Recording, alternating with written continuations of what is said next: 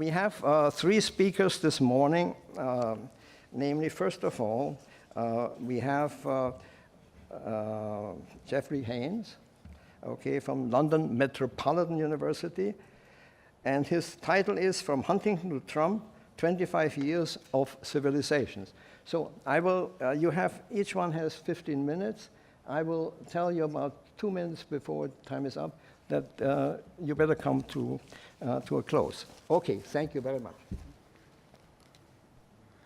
Okay, well, thank you very much, Fred. That's very interesting. And I like the analogy of the football match, but whether it's 10-0 with a few minutes to go, whether 10-0 is the final score, and as you will know, anyone who follows soccer, football, to come back from 10-0 down is almost impossible. So if Fred's analysis is correct, and we really are in a football game with 10-0 against us, then I think we are on very difficult times. My paper actually is entitled 25 Years of the Clash of Civilizations rather than 25 Years of the Civilizations, because that would be far too philosophical for me to cope with.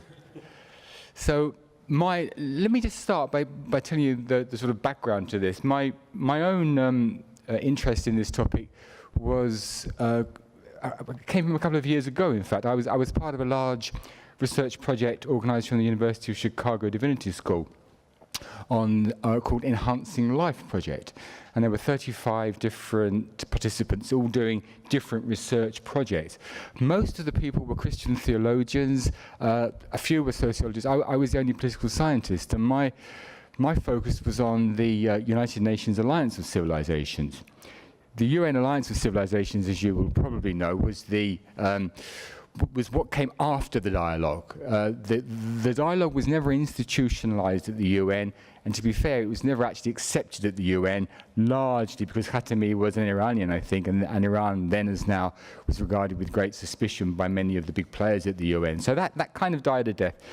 And the Alliance of Civilisations was created in 2005 in the aftermath of 9/11, of course. And the Alliance was an initiative coming from Turkey and Spain, very symbolic, important, because both Spain and Turkey regard themselves as bridges between two cultural worlds. The then UN Secretary General Kofi Annan took this on board, and it became one of his personal initiatives, political initiatives, to set up the Alliance. The Alliance came along in 2005, so the Alliance has been around since 2005. My interest was, to what extent has the Alliance of Civilisations made a difference? It's a UN entity. One might think because it's a UN entity, then it would have a great deal of capacity to bring about changes. I mean, it depends how we think of the UN, of course. Some of us think it's an important player. Others think it's an irrelevance. Maybe President Trump would be in the latter camp. So my 2 years of looking at the Alliance of Civilisations, I interviewed many people at the Alliance, close to the Alliance, formerly with the Alliance, diplomats, lots of people, 60-odd people. My overriding conclusion was that the Alliance of Civilisations was poorly funded, poorly organised, poorly focused, and poorly led. And I thought this was surprising, given that the UN was putting a lot of its kind of prestige to the UN Alliance of Civilisations. But I also found at the UN that the Alliance was regarded as an irrelevance. It was just a sideshow. It meant nothing to many of the big players there. What became very clear to me was that over time, the focus at the UN by the member states, because of course the UN is primarily the member states and the important member states, was the issue of preventing violent extremism and dealing with violent extremism. And it was the Muslim world which was the focus of this. Muslim terrorism was the focus of this. Now, it may well be that the numbers of Muslim terrorists, Islamist terrorists, can be seen as very, very small indeed. But the UN was obsessed with this issue of violent extremism, primarily from the terrorists associated with Islam. Fast forward, I finished this project, wrote a small book, And I thought this was a depressing outcome. So I thought, okay, why has the Alliance of Civilisations made so little impact at the UN and globally? I mean, if you were to go up to somebody in the street and say, what do you think of the UN Alliance of Civilisations? They wouldn't have heard of it. They would have no interest. The 1 in 100 who might have heard of it said, oh, that irrelevant entity, is it still going? So I thought, why after 25 years are we still obsessing with Huntington? Every serious analysis of Huntington says the man had it completely wrong.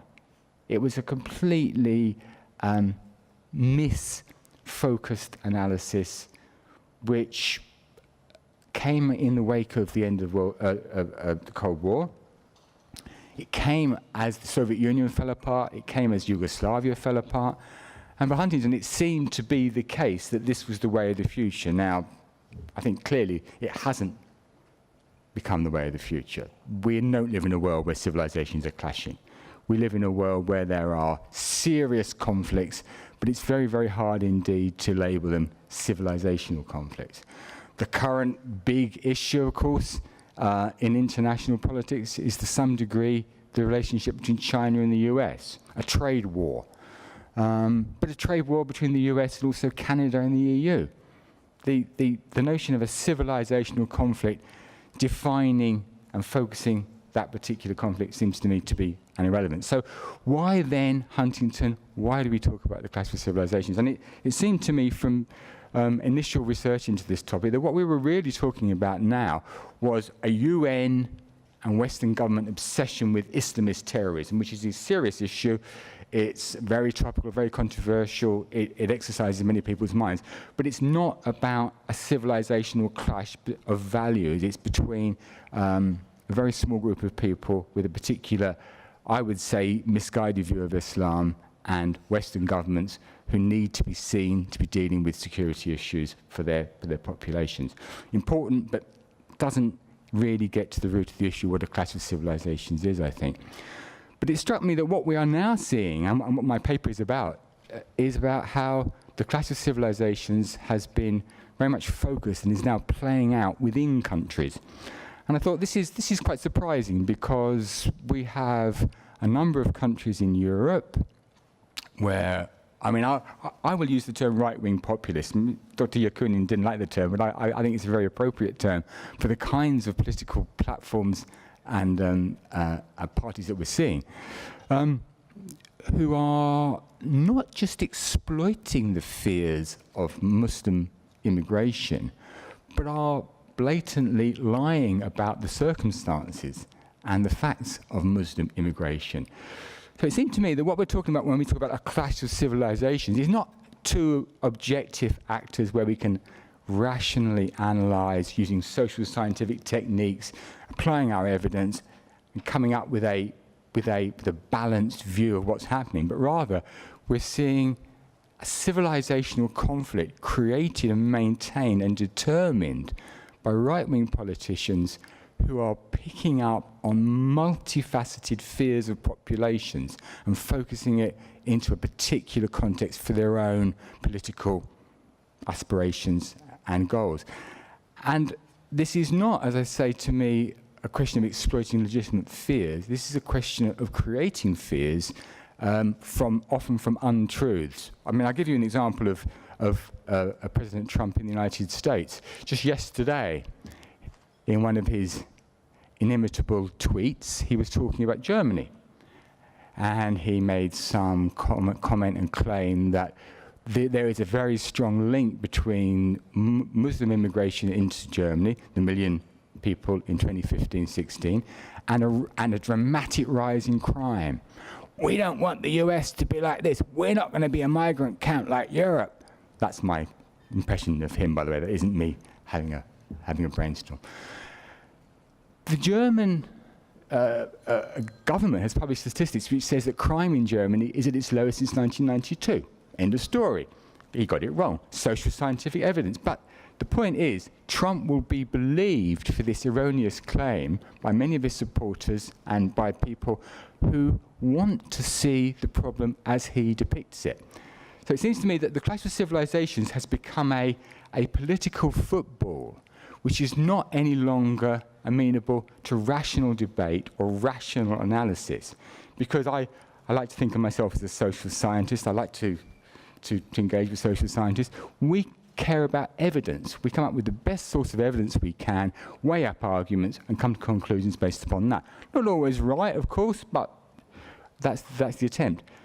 So the Clash of Civilisations paradigm, as Huntington called it, I think has become not about facts, it's become about interpretations of the world put through the prism of right-wing politicians' rhetoric, focusing upon the fears of some voters. Now, what are those fears? Okay, well, people don't like change.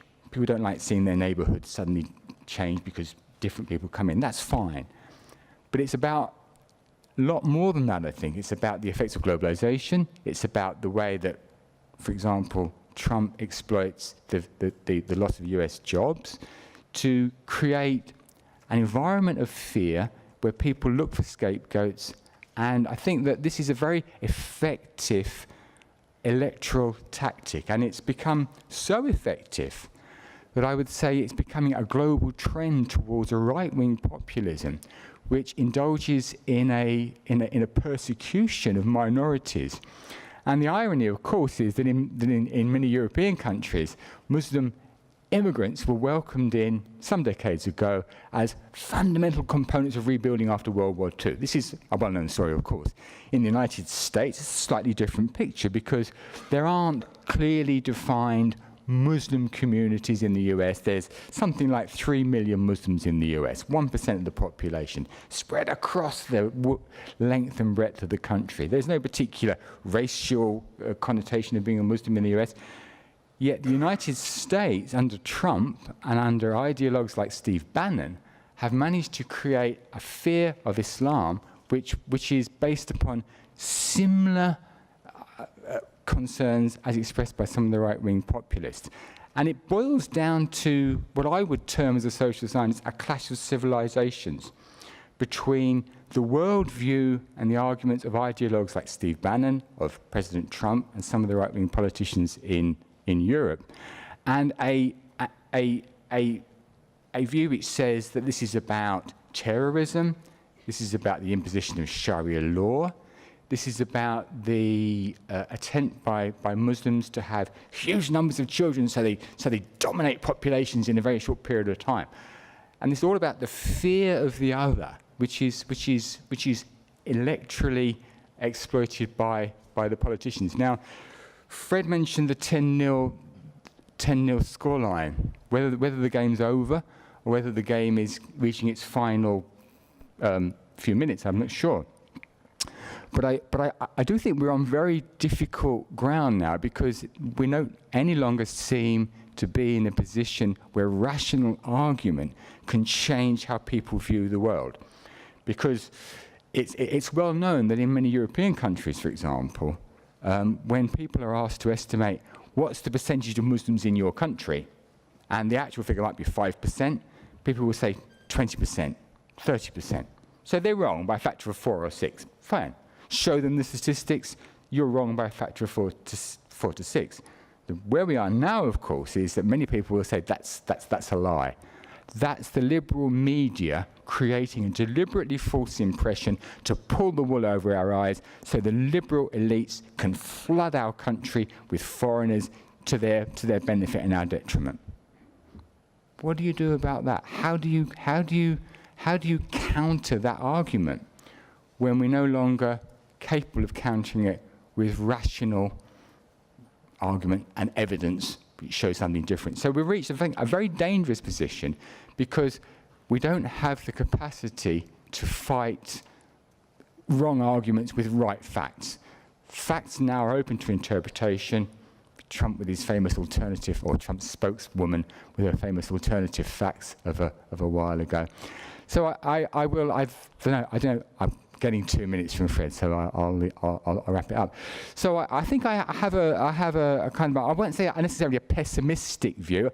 I don't think we're going to score 11 goals in the last few minutes, but I think that in a way it's not a zero-sum game in the sense that a football game is. It's rather about how to counter myths, how to counter malign ways of expressing concerns. And I think right-wing politicians have been extremely popular and populist in doing this, because they build on fears. Now, whether this is strictly speaking a clash of civilizations, we can debate and we can argue. But I think the point is that there is an other created, and the way that this is done is to make that other beyond the pale in such a way that one could see a kind of a very serious social position developing in Europe and perhaps in the United States in the next few years. Because one of the problems with populism, of course, is that it's very good at identifying problems,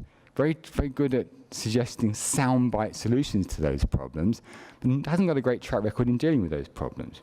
As we're seeing, for example, in relation to the migration issue within Europe and within the United States, it's not an easy issue to deal with, particularly when we live in a globalized world where moving from A to B is very easy compared to the past. So on that kind of rather indeterminate note, and I know that there wasn't much theory in what I said, but sorry about that, I'll stop and I'll thank you very much for your attention.